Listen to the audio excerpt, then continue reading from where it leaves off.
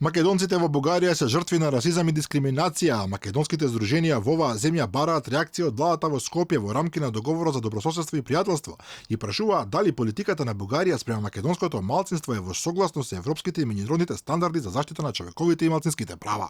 Во последниот извештај на мониторинг комисијата на Парламентарното собрание на Советот на Европа во рамки на постмониторинг диалогот со Бугарија констатирано е дека во политичкиот дискурс постои расистички и нетолерантен говор на омраза насочен кон ромите, муслиманите, евреите, турците и македонците, при што од бугарските власти се бара да направат сериозни напори за систематски и безусловно осудување на говорот на омраза, вклучително и следењето на препораките од последниот извештај на Европската комисија против расизам и нетолеранција.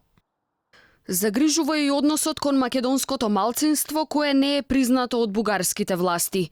Македонците не се вклучени во програмите што се однесуваат на етничките заедници и не добиваат каква било помош од државата за зачувување и развој на нивната култура и идентитет. Во училиштата не се изучува македонски јазик или историја. Не е регистрирана ниту една македонска организација или партија. Македонците во Бугарија не постојат ни во статистичките бројки од пописот од 2011 година, односно тие се меѓу 49.000 лица кои се изјасниле како други. На поопшто ниво нашите соговорници ни кажуваа дека говорот на омраза со расистички и нетолерантен карактер се уште представува голема загриженост во Бугарија. Главните цели на овој говор на омраза се ромите, муслиманите, евреите, турците и македонците.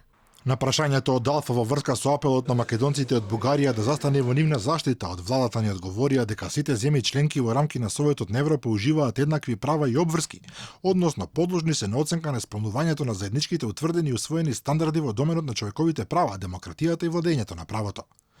Земјите членки имаат обврска евентуалните недостатоци утврдени во тој процес да ги отстранат, користејќи при тоа доколку е потребно експертиза на Советот на Европа, додаваат од владата.